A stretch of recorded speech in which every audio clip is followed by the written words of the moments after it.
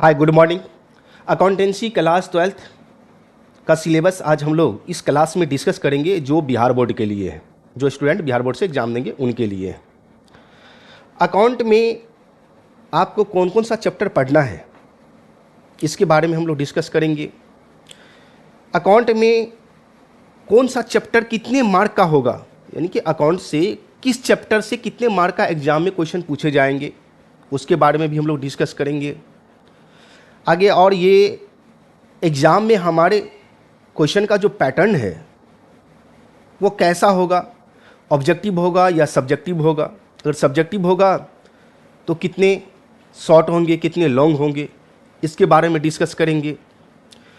उसके बाद आपको एग्ज़ाम हॉल में जब बैठना है, आपके सामने क्वेश्चन पेपर आएगा, तो उस केस में आप लोग सबसे पहले क्या क्या करेंगे उसके बारे में हम लोग डिस्कस करेंगे। अगर मैं आपको ये बोलूं कि आपके एग्ज़ाम में 200 मार्क्स का क्वेश्चन पूछा जाएगा और उसमें से आपको 100 मार्क्स का ही आंसर करना है, तो कितनी खुशी की बात है।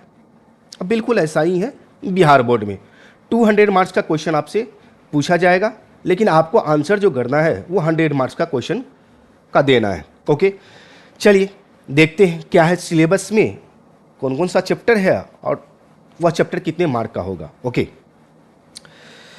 तो हमारे पास सिलेबस है अकाउंटेंसी का। ओके, और ये सिलेबस है Bihar school examination board, BSEB जिसको बोलते हैं, पटना सीनियर सेकेंडरी।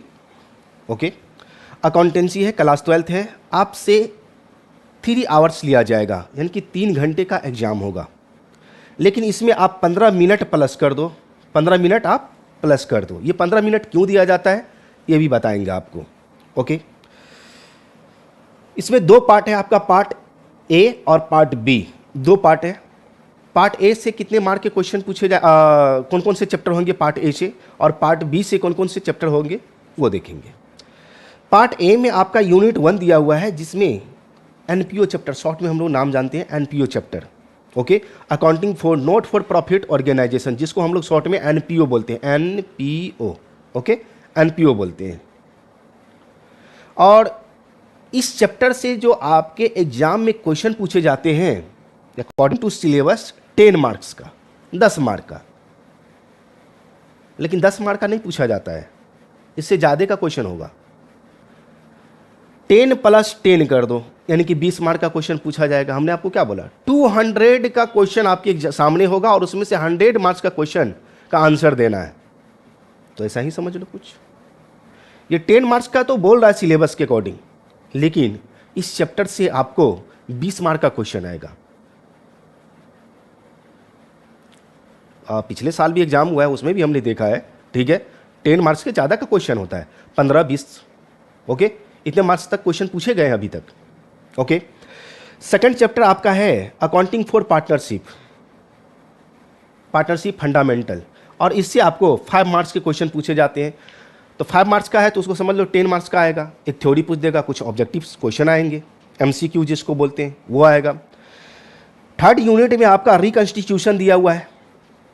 ओके, अब रिकंस्टिट्यूशन में कौन कौन सा चैप्टर होगा वो देखेंगे। डिसोल्यूशन ऑफ पार्टनरशिप फर्म का, इससे आपको 25 मार्क का क्वेश्चन पूछा जाएगा, तो समझ लो 60 मार्क का, लेकिन इतने मार्क का क्वेश्चन नहीं पूछे जाते हैं। डिसोल्यूशन चैप्टर से इतने मार्क का क्वेश्चन नहीं पूछे जाते हैं, 20 से 25 तक पूछे जाते हैं। ओके, ये टोटल आपका 60 मार्क का क्वेश्चन होगा पार्ट ए से। पार्ट ए में 4 यूनिट है, NPO not for profit organization, partnership basic जो है वो, उसके बाद आपका रिकंस्टिट्यूशन ऑफ पार्टनरशिप और dissolution of partnership firm. Okay, तो ये 4 यूनिट होंगे। अब 4 यूनिट है तो ये तो आपका फर्स्ट नंबर यूनिट है, वो इंडिविजुअल एक चैप्टर ही है। सेकेंड यूनिट है, इसमें भी आपका एक इंडिविजुअल चैप्टर ही है। और थर्ड नंबर जो आपका है, इसमें 4 चैप्टर होंगे। ओके, 4 चैप्टर होंगे। Change in profit sharing ratio among existing partner, देखते हैं कौन कौन सा चैप्टर होगा, आगे तो डिटेल में देखेंगे ही। उसके बाद आ जाओ पार्ट बी में। पार्ट बी में 3 यूनिट है। Unit number 5 accounting for share and debentures capital. Debentures capital नहीं होता है, शेयर कैपिटल एंड डिवेंचर्स होना चाहिए, ठीक है। शेयर कैपिटल होना चाहिए एंड डिबेंचर्स होना चाहिए, ठीक है, ये होना चाहिए। इससे आपको 12 मार्क्स के क्वेश्चन पूछे जाएंगे। ओके, सबको आप डबल कर लो। हमने क्या बोला कि 200 मार्क्स का क्वेश्चन होगा, अभी आगे चल के हम बताएंगे आपको कि कैसे होगा। ओके, उसके बाद 6 नंबर यूनिट है आपका एनालिसिस ऑफ फाइनेंशियल स्टेटमेंट, जिसमें कॉमन सेच, कंपैरेटिव एनालिसिस हम लोग करेंगे, बैलेंस शीट का, स्टेटमेंट ऑफ पीएल का। ओके, ये सब करेंगे नाउ।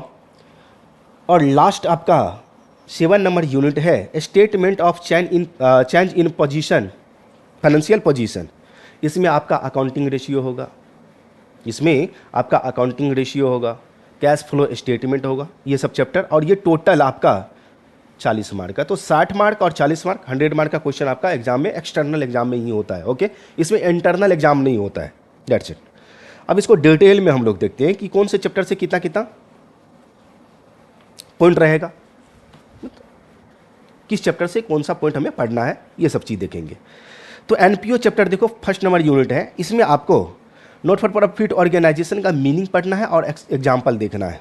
एग्जाम्पल का मतलब गवर्नमेंट हॉस्पिटल हो गया, स्पोर्ट क्लब हो गया, मंदिर, मस्जिद, चर्च, गुरुद्वारा, ये सब हो गए, कॉलेज हो गया, पब्लिक स्कूल हो गया, ये सब आता है, एग्जाम्पल हो गया इसका। ओके, उसके बाद आपको रिसीट एंड पेमेंट अकाउंट पढ़ना है। रिसीट एंड पेमेंट अकाउंट में उसका meaning, concept of fund based accounting, जिसमें प्राइज फंड निकालना, स्पोर्ट फंड निकालना, ये सब देखना पड़ता है, टूर्नामेंट फंड निकालना, ये सब का कैलकुलेशन करना। ओके, ये सब आता है।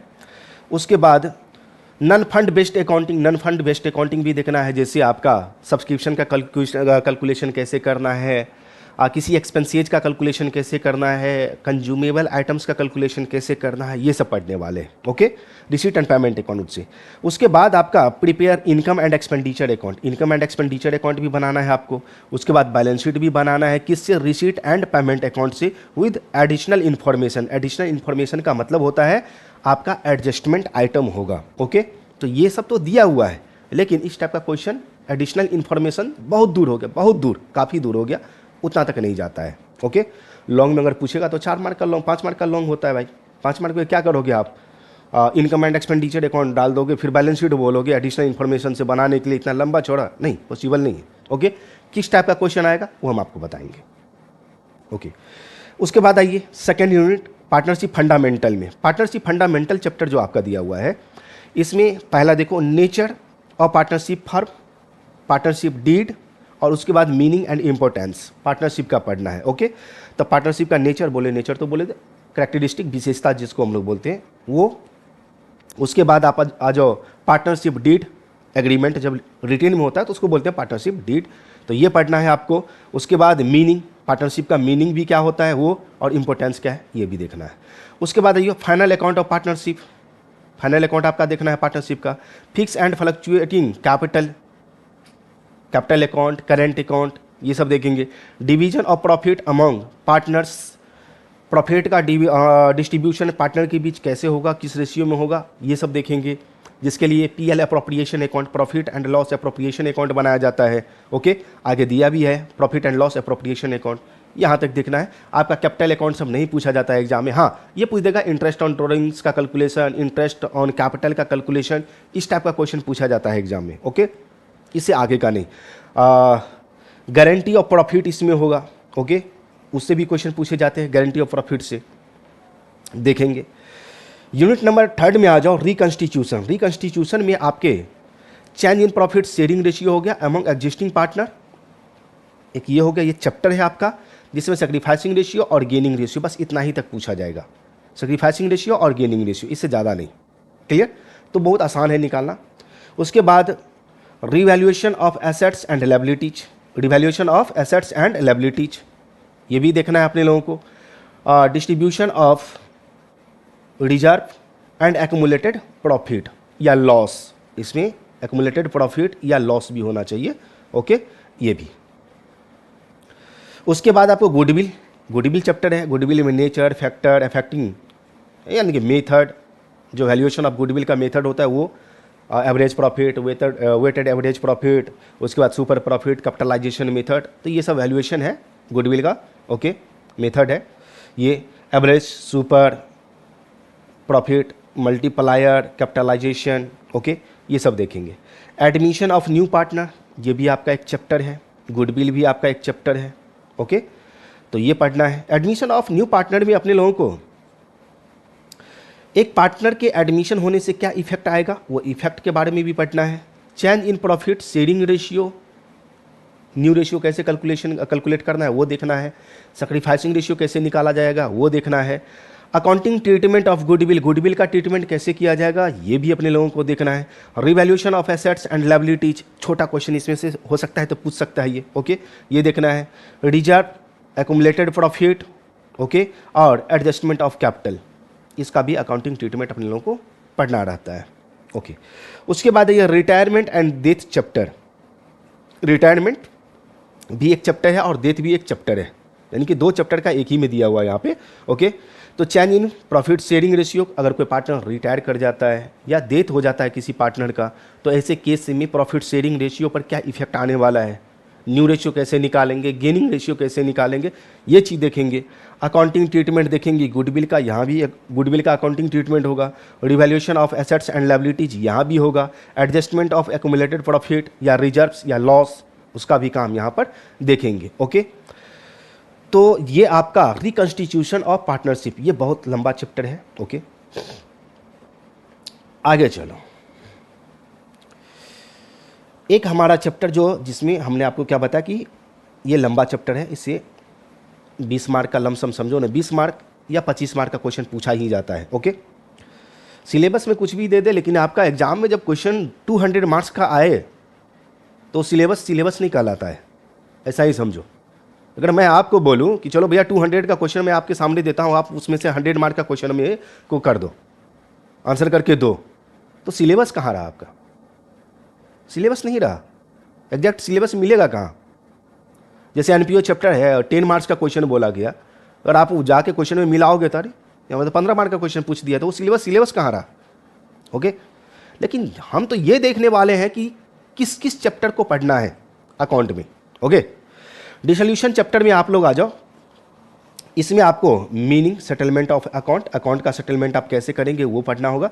रियलाइजेशन अकाउंट कैसे बनाएगा, रिलेटेड उससे अकाउंट जो होंगे वो कैसे बनेगा। एक्सक्लूडिंग आपको पीस मिल डिस्ट्रीब्यूशन नहीं पढ़ना है, सेल टू ए कंपनी नहीं पढ़ना है, इंसॉल्वेंसी ऑफ पार्टनर भी नहीं पढ़ना है, सिर्फ आपको सेटलमेंट ऑफ अकाउंट पढ़ना है, ओके। जिसमें आपको रियलाइजेशन अकाउंट बनाना होगा, पार्टनर्स लोन अकाउंट बनाना होगा, पार्टनर्स कैपिटल अकाउंट बनाना होगा। उसके बाद लास्ट में आपको कैश या बैंक अकाउंट बनाना होता है, ओके। हाँ, इससे रिलेटेड आपका जर्नल एंट्री भी पूछा जाता है, ओके, कि आपने रियलाइजेशन एक्सपेंसेस 500 का पेमेंट किया है तो क्या एंट्री करोगे, तो ये आपका पूछ सकता है 2 मार्क्स क्वेश्चन में, डिस्कस करेंगे आगे, ओके। नाउ अब हम लोग चले आए किधर, पार्ट बी में। यहाँ तक जितना भी था वो सिर्फ 60 मार्क का क्वेश्चन था, ओके। 60 अकॉर्डिंग टू सिलेबस है, लेकिन हो सकता है आपका 100 मार्क का क्वेश्चन पार्ट ए से ही आ जाए, पार्ट बी से 100 मार्क का क्वेश्चन हो, या 120 मार्क का आपका पार्ट ए से ही क्वेश्चन हो, ऐसा। यानी कि क्योंकि हमारे एग्जाम में 200 मार्क्स का क्वेश्चन पूछा जाएगा और देना है कितने, 100 मार्क्स का, ओके। आइए पार्ट बी में हम लोग देखते हैं। शेयर कैपिटल और डिबेंचर के लिए क्या क्या पढ़ना है वो देख लेते हैं हम लोग, क्लियर। शेयर कैपिटल पढ़ना है जिसमें आपका मीनिंग, नेचर और टैप, ओके। कंपनी का इंट्रोडक्शन भी होगा, कंपनी के नेचर भी होंगे, यानी कि कैरेक्टरिस्टिक भी होंगे। शेयर कैपिटल भी हम लोग पढ़ेंगे, उससे पहले शेयर पढ़ेंगे, शेयर कितने प्रकार के होते हैं, ये सारा चीज़ वो सब स्टडी का मामला है, वो सब आगे चलो, ये सब छोड़ो, ये सब पढ़ना है अपने लोगों को। फिर accounting for share capital, okay. Issue पढ़ना है, allotment, okay, of equity and preference share, share 2 तरह के होंगे, इक्विटी शेयर होंगे और प्रीफरेंस शेयर होंगे। ओवर सब्सक्रिप्शन भी पढ़ना है, अंडर सब्सक्रिप्शन भी पढ़ना है। Issue at par, issue at premium, okay, at discount नहीं, डिस्काउंट किसके लिए पता है, ये इशू एट डिस्काउंट सिर्फ डिबेंचर के लिए है। शेयर को कभी भी डिस्काउंट पर इशू नहीं किया जाता है, एक न्यू शेयर को, हाँ, जब शेयर फॉरफिटेड कर लिया जाता है तो उसको री इशू किया जा सकता है डिस्काउंट पर, ओके। तो वो सब स्टडी का मामला है, स्टडी चैप्टर जब पढ़ेंगे तब देखा जाएगा, ओके। कॉल्स इन एरियर पढ़ेंगे, okay. Advance calls in advance, calls in arrear, issue of share for consideration other than cash, ये पढ़ना है। फॉर फीचर ऑफ शेयर पढ़ना है। ओके, इसमें डिस्काउंट नहीं होगा, डिस्काउंट नहीं होगा इसमें, याद रखेंगे, ठीक है, यहाँ पर मिस प्रिंट है। ओके, फॉर फीचर पढ़ेंगे, अकाउंटिंग ट्रीटमेंट उसका देखेंगे, री इशू ऑफ फॉरफिटेड शेयर। री इशू में हम लोग जब एक शेयर को फॉरफिटेड कर लेते हैं, उसका री इशू करते हैं, तो ऐसे केस में एट पार पर, एट प्रीमियम पर और एट डिस्काउंट, तीनों केस में हम लोग री इशू करते हैं। ओके, री इशू, इशू नहीं, री issue. Presentation of share and debenture capital in companies balance sheet. Okay, कि शेयर कैपिटल को या डिवेंचर को, रिजर्व या सरप्लस को, या हो सकता है कैपिटल रिजर्व हो या सिक्योरिटी प्रीमियम रिजर्व हो, इसको बैलेंस शीट में आप कैसे शो करोगे, वो चीज़ आपको पढ़ना है। ओके, तो ये हो गया। उसके बाद आ जाओ इशू ऑफ डिवेंचर में। इशू ऑफ डिवेंचर और issue of share almost same chapter है, सिर्फ शेयर के जगह पर आपको डिवेंचर लगाना है। ओके, सेम है, एट पार पर, at premium, at discount. Debenture का इशू एट पार पर भी होता है, एट प्रीमियम पर भी होता है और एट डिस्काउंट पर भी होता है। Issue of debenture for consideration other than cash, इतना आपको पढ़ना है। इसमें कॉल्स इन एरियर भी होगा, कॉल्स इन एडवांस भी होगा। ओके, और भी है, कोलेटरल सिक्योरिटी है, जब डिवेंचर इशू किया, बैंक से लोन लेते हैं और collateral security, as a collateral security issue करते हैं डिवेंचर बैंक को, तो वो भी केस होगा। उसके बाद कंडीशनल इशू भी होता है, कंडीशनल इशू, उससे क्वेश्चन आता है। Okay, conditional issue. Redemption of debenture, ये आपका एक चैप्टर है। Okay, out of proceeds of fresh issue, यानी कि जो हम लोन लिए हैं उसका रिडेम्पशन मीन्स रीपेमेंट, मीन्स वापस कैसे करेंगे, कहाँ से हमारे पास पैसा आएगा जो हम वापस करेंगे। तो कहता है out of proceeds of fresh issue. Okay, accumulated profit and sinking fund, out of capital, out of profit, sale of assets, यहाँ से हमारे पास पैसा आता है और फिर हम लोन का पेमेंट कर देते हैं। तो ये हो गया डिवेंचर। ओके, इसके बाद आपका 6 नंबर यूनिट में, 6 नंबर यूनिट में क्या पढ़ना है, financial statement of company, company का फाइनेंशियल स्टेटमेंट पढ़ना है। Preparation of simple financial statement, सिर्फ simple financial statement of a company.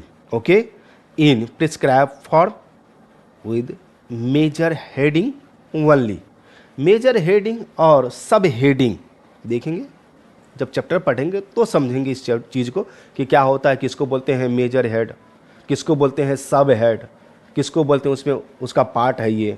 Okay, तो वो सब चीज़ इस चैप्टर में घुसोगे पढ़ोगे तब समझ में आएगा।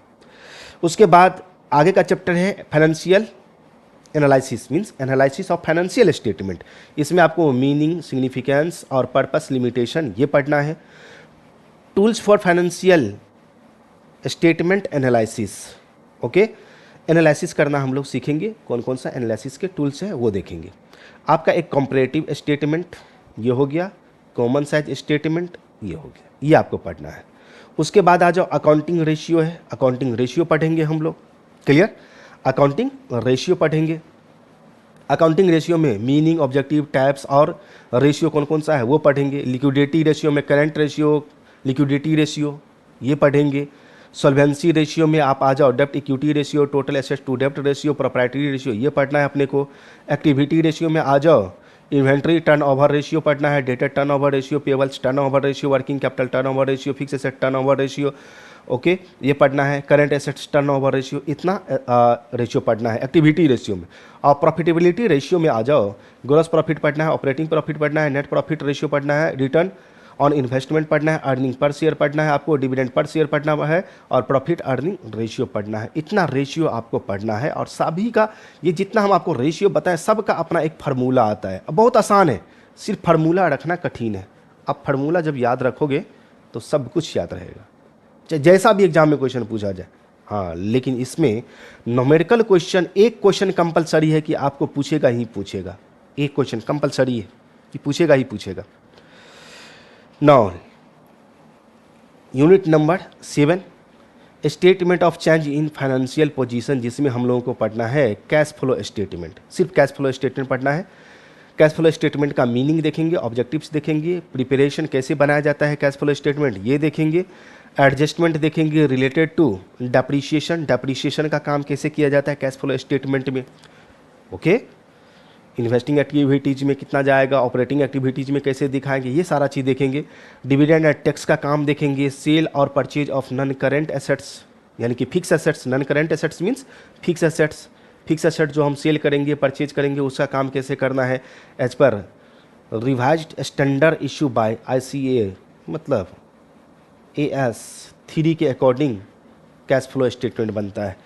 तो इतना चीज़ अपने लोगों को अकाउंट के सिलेबस में देखना पड़ेगा। अकाउंट का जो सिलेबस है इतना चीज़ है इसमें। अब हम लोग मार्किंग स्कीम देख लेते हैं, कितने मार्क का क्वेश्चन पूछा जाता है। ओके, हमने आपको बोला कि आपके एग्जाम में 200 मार्क्स का क्वेश्चन होगा और 100 मार्क का ही आपको एग्जाम देना है। सिंपल सी बात है। क्यों? ये मार्किंग स्कीम जो दिया हुआ है, ओके, प्रथम द्वितीय खंड, प्रश्नों का प्रकार, अंकों का वितरण निम्न प्रकार रहेगा। ओके, प्रथम खंड मीन्स पार्ट ए और पार्ट बी। ओके, 2 पार्ट है। पार्ट 1 में है आपका ऑब्जेक्टिव वस्तुनिष्ठ प्रश्न, ओके, और गैर वस्तुनिष्ठ प्रश्न। सब्जेक्टिव ये हो गया आपका, ये आपका ऑब्जेक्टिव हो गया। ऑब्जेक्टिव 100 क्वेश्चन, कुल प्रश्न कितने? 100 मार्क का। देना कितने का है? 50 मार्क का। समझ में आया? 100 मार्क तो ऑब्जेक्टिव ही होगा, उसमें से आपको 50 मार्क का स्कोर करना है। बहुत ही सिंपल है। और ये चीज़ हम आपको बता दें, इंक्लूडिंग BST, बिजनेस स्टडी का भी सेम सिलेबस है।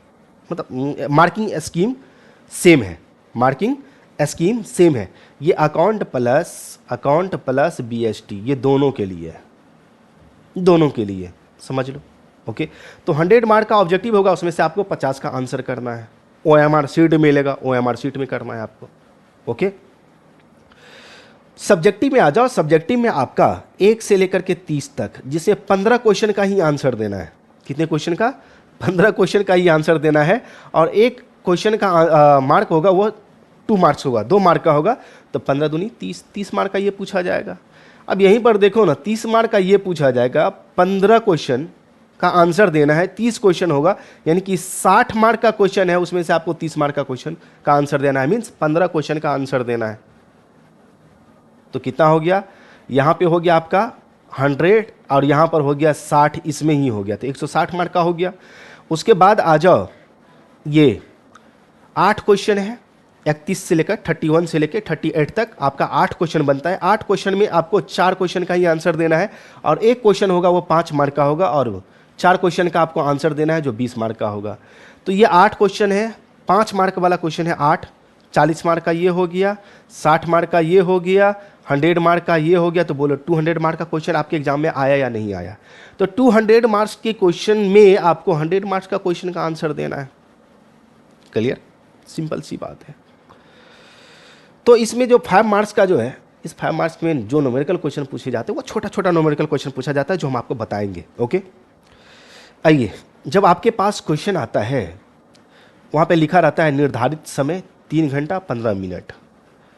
पूर्णांक मीन्स कितने मार्क का क्वेश्चन है? तो 100 मार्क का क्वेश्चन है। और यहाँ पर लिखा रहेगा आपका एक इंस्ट्रक्शन दिया रहता है, इंस्ट्रक्शन फॉर द कैंडिडेट्स के लिए इंस्ट्रक्शन है। ओके, अब इस इंस्ट्रक्शन को आप पढ़ेंगे। ओके, तो अब एग्जाम हॉल में जाके हमको बैठ के पढ़ना है, जो अभी क्यों ना हम पढ़ ले, उसको समझ ले। ओके, इसमें कहता है candidate must be enter his her, लड़का लड़की, हिज हर, छात्र छात्रा, दोनों के लिए। क्वेश्चन बुकलेट सीरियल नंबर, जो क्वेश्चन आपका मिलेगा क्वेश्चन, उसमें एक सीरियल नंबर होता है, वो 10 डिजिट का होगा। ओके, वो आपको OMR शीट में भरना पड़ेगा। किसमें? OMR शीट मिलेगा ऑब्जेक्टिव के लिए, उसमें भरना पड़ता है। ओके, तो ये चीज़ आप याद रखेंगे कि हमें 10 डिजिट का बुकलेट नंबर जो होता है वो हमको भरना है। ओके, OMR शीट कैसे मिलेगा? तो यहाँ पर, ओके, यहाँ पर देखो OMR शीट है, ये OMR शीट है आपका। क्लियर? OMR नंबर यहाँ पर। क्लियर? तो ये चीज़ हमें भरना पड़ता है। देखेंगे OMR शीट के बारे में भी हम लोग डिस्कस करेंगे। उसके बाद यहाँ पर दे रखा है कि परीक्षार्थी यथासंभव अपने शब्दों में ही उत्तर दे। और यहीं पर हम लोग गलती कर जाते हैं कि एग्जाम में रट कर जाते हैं, और रटा हुआ क्वेश्चन वहाँ आंसर हम लिख देते हैं वहाँ पे। अब मार्क कटने का सबसे बड़ा कारण वही है। मार्क कटने का सबसे बड़ा कारण वही है कि आप रट के जाते हो और same line by line Harshi दीर्घी सब उतार देते हो वहां पे A to Z, और मार्क आपका वहीं से कट जाता है। तो ये चीज़ आप याद रखें। हम जो थ्योरी दिए हैं, हम जो थ्योरी अपने कोर्स में लगा रखे हैं क्वेश्चन आंसर के साथ, उसको आप याद करो, कोई दिक्कत नहीं है, लेकिन आप यथासंभव अपने शब्दों में उत्तर दो, अपने तरीके से उसको लिखो, उसको अपने तरीके से लिखो। ओके, उसके बाद आइए थर्ड नंबर पॉइंट क्या कहता है, figures in the right hand margin indicate full marks. Right side में कि आपका राइट हैंड में जो होगा दाहिनी ओर हाशिए पर दिए हुए अंक पूर्णांक निर्दिष्ट करे। कितना अंक होगा वो आपको निर्दिष्ट करना है, छोड़ो इसको। उसके बाद आइए 15 मिनट जो आपको दिया जाता है, यहाँ पे 3 घंटा 15 मिनट लिखा है, ये 15 मिनट आपको दिया जाता है कि आप केयरफुली क्वेश्चन को रीड करो। क्वेश्चन रीड करो, read the question carefully. Question read करने के लिए आपको दिया जाता है। उसके बाद आ जाओ 5 नंबर में, कहता है कि यह प्रश्न पुस्तिका 2 खंडों में है। खंड ए मीन्स अ, खंड ब means B. This question booklet is divided into 2 section. 2 section में आपका डिवाइड है, सेक्शन ए और सेक्शन बी। सेक्शन ए में आपका ऑब्जेक्टिव, सेक्शन बी में आपका सब्जेक्टिव। खंड ए की बात कर रहा है, उसमें 100 क्वेश्चन होगा ऑब्जेक्टिव, जिसमें से आपको 50 का अपने OMR सीट में आंसर फिल करना है। OMR सीट में आपको आंसर देना है। OMR सीट में कौन से पेन से, तो नीला पेन हो या काले, लेकिन बॉल पेन होना चाहिए, इंक पेन नहीं होना चाहिए, बॉल पेन होना चाहिए। जिसके यहाँ पे बॉल लगा रहता है वो पेन होना चाहिए, ठीक है।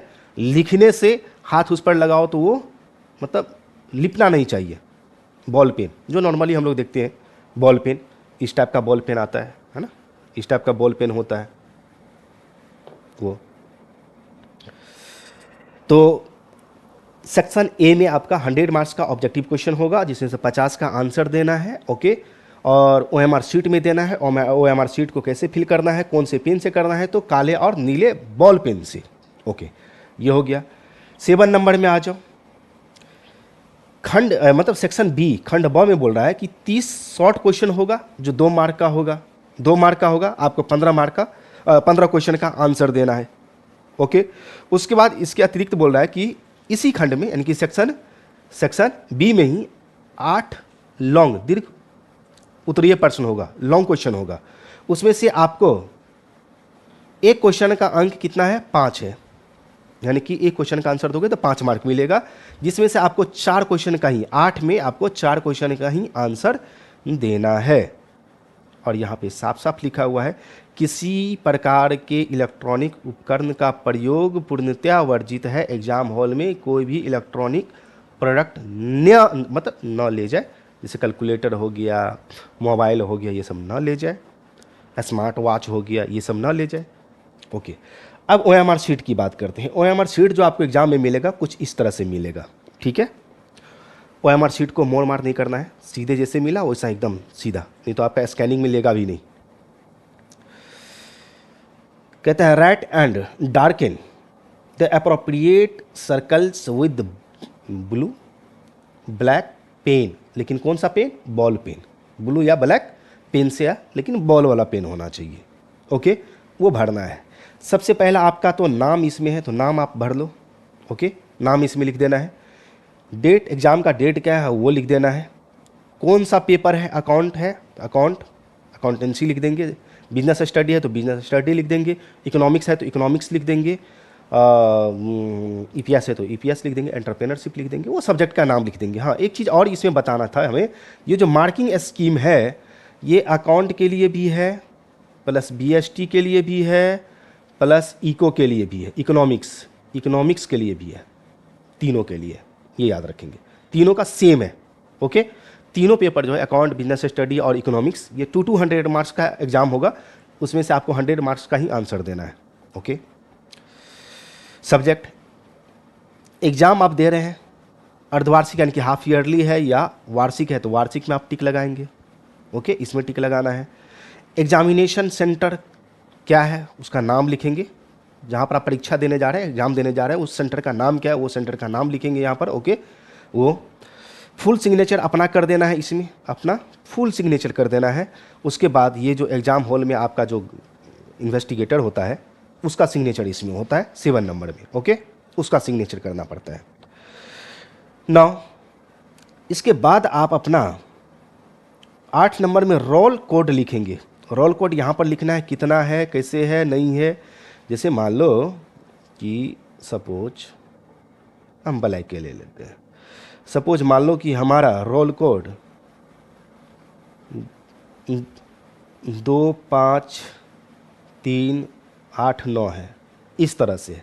तो इस तरह से आपको लिख देना है। फिर आप क्या करना है, 2 को आप एकदम आराम से पूरा ब्लैक पेन या ब्लू पेन से आपको भर देना है। समझ में आया एकदम अच्छे से। 5 है तो 5 को यहाँ पर आके हम लोग भर देंगे इस तरह से। समझ में आई बात एकदम पूरा अच्छे से। अब इतना ज़ोर से मतलब ये दबा के रगड़ना कि ये कट के बिंदी की तरह निकल जाए, एकदम आराम से, फटना नहीं चाहिए।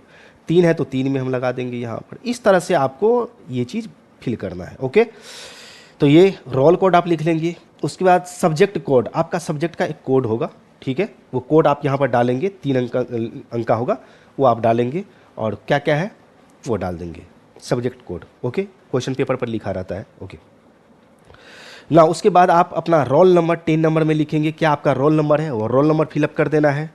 उसके बाद ये हमारा जो नीचे में देख रहे हो, ये 100 मार्क्स का ऑब्जेक्टिव का ऑप्शन MCQ है।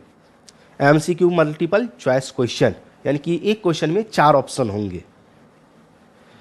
मान लो कि 100 क्वेश्चन तो आया अपने पास। अब 100 में मान लो हमें फर्स्ट नंबर नहीं, फर्स्ट नंबर का आंसर मुझे पता नहीं है, सेकंड नंबर का पता है, सेकंड नंबर का पता है कि बी होगा, आराम से बी फिल कर दो। इस तरह से 1 से लेकर के 100 तक जितने क्वेश्चन, लेकिन टोटल मात्र 50 क्वेश्चन ही फिल करना है यहाँ पर, यानी कि भरना यहाँ पर है 85 क्वेश्चन का। अगर 51 हो गया तो फिर लफड़ा। 51 नहीं होना चाहिए, 50 काउंट करके आपको 50 क्वेश्चन का ही यहाँ पर आंसर देना है। और कोई ज़रूरी नहीं है कि हमें सीरियल वाइज देना है। 1 नंबर का नहीं आता है, छोड़ दिए, हम 2 नंबर का भर दिए। हमें फिर 2 के बाद 9 तक कुछ नहीं आया, 10 नंबर आ रहा है तो 10 नंबर का ए आंसर होगा तो हम ए भर दिए। इस तरह फिल तो करो, लेकिन आपको टोटल 50 पुराना है। तो जब हमारे पास ऑब्जेक्टिव का क्वेश्चन आता है, 100 क्वेश्चन होता है, तो उसको रीड करो। जिसका आंसर आपको आंख बंद करके ये पता है कि इसका आंसर 100% होगा ही होगा, उस पर एक टिक लगा दो, सीधे एक टिक लगा दो, 1 टिक, एक टिक लगा दो कि हाँ इसका आंसर हम जानते हैं। ठीक है, क्या आंसर होगा वो भी आप उस पर भी टिक लगा दो, क्या आंसर होगा उस पर भी, छोटा सा अपने पहचान के लिए। उसके बाद इसी तरह से पूरा क्वेश्चन एक बार रीड करो। जिस क्वेश्चन का आंसर आप 100% श्योर हो कि इसका होगा ही होगा ये, उस पर 1 टिक लगाना है। कितना टिक? 1 टिक। अब सबको गान लो, 1 टिक वाला कितना हो गया। मान लो कि 1 टिक 35 पूर गया हमारा, 15 क्वेश्चन और। फिर से आप 1 टिक वाले को छोड़ करके फिर से रीड करो। अब उसमें ऐसा कुछ क्वेश्चन होगा जिसमें आपको डाउट होगा कि नहीं इसका आंसर अगर हम ध्यान देंगे तो ये समझ में आ जाएगा कि इसका आंसर क्या होगा, है ना। थोड़ा सा गौर करेंगे तो उस पर 2 टिक, नहीं इसको हम सॉल्व कर लेंगे, तो उस पर डबल टिक कर दो। कितना? डबल टिक कर दो कि संभव है कि हम इसका आंसर सही कर देंगे, सही खोज लेंगे, लगा देंगे, तो उस पर डबल टिक। अब डबल टिक वाला आप 15 कर लो, तो सिंगल टिक वाला आपका 35 हो गया था, डबल टिक आप 15 कर लिए। इस 15 में से आप आराम से सोच समझ करके आजू बाजू से थोड़ा सा हिंट से लेकर के ऐसे ऐसे करके अब मार देना है। जितना नंबर क्वेश्चन होगा वो क्वेश्चन नंबर देख कर ही भरना। यानी कभी कभी होता है कि अरे भैया 19 है तो 29 को ही जाके भर दिया, 19 था तो 29 को ही भर दिया, ऐसे करके देना था 19 का तो भर दिया 29 को। तो इस तरह से गलती मत करना, ये चीज़ समझ लो। आइए, कुछ निर्देश दिया हुआ है यहाँ पर, समझने वाली बात है। सभी प्रविष्टियाँ दिए गए स्थान पर तक ही सीमित रखें। ओके, जितना भी है अपने स्थान पर ही सही चीज़ का लिखना है, सही चीज़ को लिखना है। ओके, OMR उत्तर पत्रक में प्रश्न संख्या क्रमशः ऊपर से नीचे की ओर दी गई है, यानी कि ऊपर से नीचे सब ऊपर से नीचे दी गई है, ये बोल रहा है आपका। OMR उत्तर पत्र के निर्दिष्ट स्थानों में अपना रोल कोड, रोल नंबर, विषय का नाम, विषय कोड साफ साफ भरना है आपको। ओके। OMR उत्तर पत्रक में यानी कि OMR शीट में निर्धारित स्थान में अपना नाम, हस्ताक्षर, विषय, परीक्षा की तिथि, पाली, फर्स्ट सीटिंग है या सेकंड सीटिंग है, परीक्षा केंद्र का नाम, कहाँ पर हुआ है, वो साफ साफ आप लिख दें। अपने उत्तर के गोले को, उत्तर का जो ये गोला होता है इसको बोलते हैं गोला, गोले को अच्छी तरह नीले यानी कि ब्लू या ब्लैक पेन से, बॉल पेन से पूरा भरे। ओके, ये चीज़ करना है। आगे यहाँ पर एक आपका सही विधि बताया है, देखो ये सही है, ये जो सही विधि है और ये गलत विधि है। देखो ऐसे नहीं फिलअप करना है कि लिए मार दिया, हाँ चलो हो गया, लो हो गया, ये लो हो गया, नहीं ऐसे नहीं करना है। हो गया तो मतलब इस तरह से पूरा आपको करना है। समझ में आई बात? क्यों? इसलिए ये निर्देश क्यों दिया जाता है? क्योंकि देखो मैनुअली नहीं होता, ये स्कैन होता है, घुसाएगा सीधे OMR शीट, स्कैन होकर के आपका आंसर आ जाएगा, इस तरह से होता है। इसीलिए आप सावधानी से इसको अच्छे से फिल करेंगे। 6 नंबर में आ जाओ। थोड़ा लंबा क्लास हो गया, कोई बात नहीं, लेकिन समझाना भी तो था अच्छे से, क्यों इसको छोड़े। OMR शीट को न मोड़े और न ही उस पर जहाँ तहाँ चिन्ह लगाए। OMR शीट पर कोई चिन्ह नहीं लगाना है, ना ही मोड़ना है। ये चीज़ परीक्षार्थी द्वारा OMR शीट पर व्हाइटनर, कभी कभी होता नहीं कि अच्छा इसका आंसर गलत हो गया, इस पर व्हाइटनर लगा देते हैं। नहीं भाई, OMR शीट पर आपको व्हाइटनर नहीं लगाना है, ठीक है? व्हाइटनर नहीं लगाना है। किसी भी प्रकार का कोई दर्भ, इरेजर, रबर, ब्लेड, नाखून का प्रयोग पूर्णतया वर्जित है। कभी होता है ना कि आंसर गलत हो गया, चलो इसको नाखून से खरोच करके फिर से लिख देते हैं, ए बना देते हैं पेन से, और उसके बाद उसका सही आंसर है वो उसे भर देते हैं। ये गलत तरीका है, आपका आंसर कट जाएगा, मतलब मार्क कट जाएगा। विषय कोड वही अंकित करे जो प्रवेश पत्र पर अंकित है, एडमिट कार्ड पर। ओके, आपका सब्जेक्ट का कोड होगा, वही आपको यहाँ पे फिल करना है, सब्जेक्ट कोड एडमिट कार्ड में आता है वो। एवं तदनुसार गोलक को प्रगाढ़ करे, प्रगाढ़ मतलब भरना है, उसको घसना है, इसको ऐसे करके घसना है और रोल कोड लिख देना है और कितना है उस हिसाब से आपको भर देना है। वो चीज़ हम आपको बता दिए। ऊपर दिए गए निर्देश का पालन न किए जाने की स्थिति में उत्तर पत्रिका मतलब OMR शीट का मूल्यांकन नहीं हो सकेगा। परीक्षा फल लंबित होगा, जिसका संपूर्ण उत्तरदायित्व परीक्षार्थी का होगा। भैया कोई भी गलती करोगे तो बोर्ड इसका जिम्मेवार नहीं होगा, इसके लिए आप जिम्मेवार होगे। तो हमारा ये डिस्कशन कैसा लगा आप ज़रूर कमेंट करके हमें बताएंगे। एक एक चीज़ हम आपको डिटेल में बताएं। ओके, ज़रूर कमेंट करें, बोले कैसा लगा ये हमारा क्लास, फिर आगे का क्लास हमारा आता रहेगा। ओके, तो आज के लिए इतना ही। Okay, bye.